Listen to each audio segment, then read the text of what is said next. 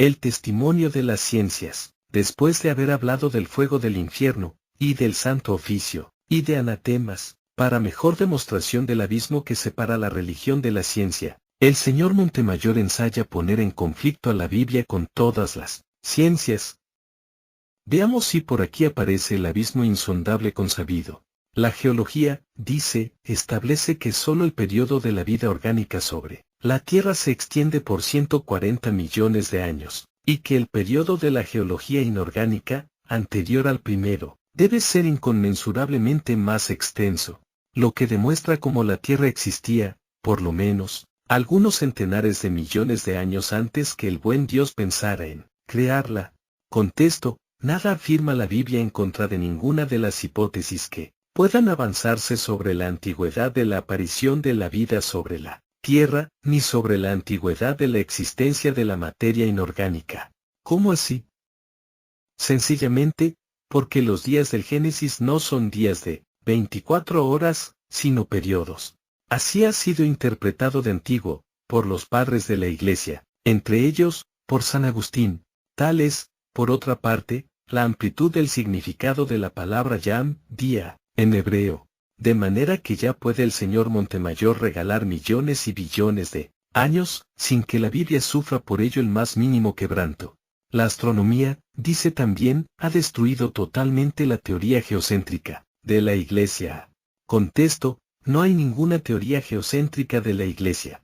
Pruebe el señor Montemayor lo contrario. Lejos de ello, la concepción heliocéntrica nació en la Iglesia. El hecho de que algunos hombres de la Iglesia participaron de un error común a todos los hombres de ciencia de su época, nada demuestra contra ella. Además, Moisés no escribió un tratado de astronomía, sino un libro sagrado. Escribía con fines religiosos, y hablaba de los cielos como aparecían a los sentidos. Y el señor Montemayor debía saber que es antigua doctrina de la Iglesia, el que la inspiración no aumenta la ciencia profana del escritor sagrado. Esto bastaría. Pero tengo a la mano unas palabras del gran astrónomo del siglo pasado, Francisco Arago, y quiero ofrecer al señor Montemayor la oportunidad de conocerlas, dice, refiriéndose a la trillada objeción de que Josué no pudo parar el sol, ya que estaba inmóvil. Si de este modo discurrimos, tampoco se puede afirmar que los astrónomos de hoy día crean en el movimiento de la Tierra, puesto que dicen generalmente, el sol se levanta, el sol pasa por el meridiano, el sol se esconde. Si Josué hubiera dicho, detente tierra, no solamente ninguno de los soldados de su ejército hubiera comprendido lo que quería decir, sino que tal lenguaje pareciera a todos imposible y anticientífico. Continúa impertérrito el señor Montemayor, esforzándose ahora por poner a la Biblia en contradicción con la física. Antes debía mirar las contradicciones de la ciencia misma. Dice que la única fuerza que se conoce es la consubstancial y coeterna a la materia. Pues bien, la teoría electrónica actual concibe a la materia como núcleos de condensación de la energía, donde la dualidad materia-energía de Buchner queda destruida. Le toca el turno a la química. Nos prueba, dice, que las sustancias de que se compone el organismo humano son un conjunto de elementos acuosos, albuminoideos, fosfatos, etc., no distintos de los que constituyen el plasma viviente de todos los animales. ¿Y bien qué deducción saca de esto el señor Montemayor? Es que no hay diferencias esenciales entre el hombre y el bruto, aun cuando químicamente no se distingan los elementos de sus organismos respectivos.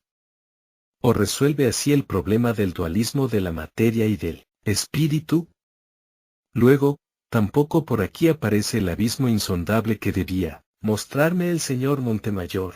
Ni es tampoco verdad que la anatomía comparada ha evidenciado totalmente las estrechas relaciones de parentesco del hombre con las especies más aproximadas a él en la escala zoológica.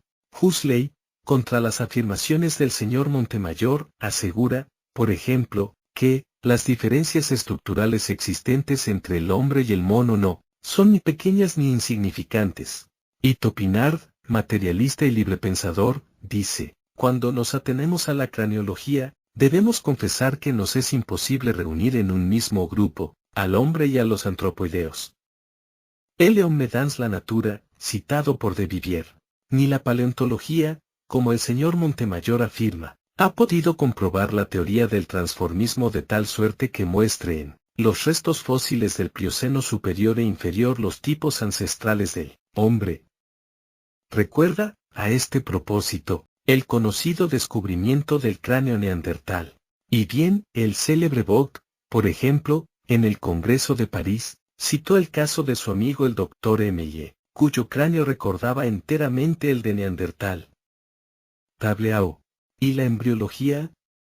Ella demuestra, también según el señor Montemayor, que el embrión humano atraviesa, sucesivamente, en sus 9 meses de gestación en el cuerpo de la madre, todas las formas principales por las cuales ha debido pasar cada organismo superior del pez al hombre. Para que las pretendidas comprobaciones de la embriología fueran una ley, debían ser generales. No puede inferirse una ley de lo particular. La ley de la gravitación es ley en todas partes. Un huevo de ave no recapitula los estudios evolutivos de sus pretendidos antecesores, protozoarios, procordadas, peces, reptiles, etc. La embriología de Haeckel es una mistificación. Recuerde el señor Montemayor la controversia de P. y sus resultados, y las propias confesiones de Haeckel, publicadas el 29 de diciembre de 1908.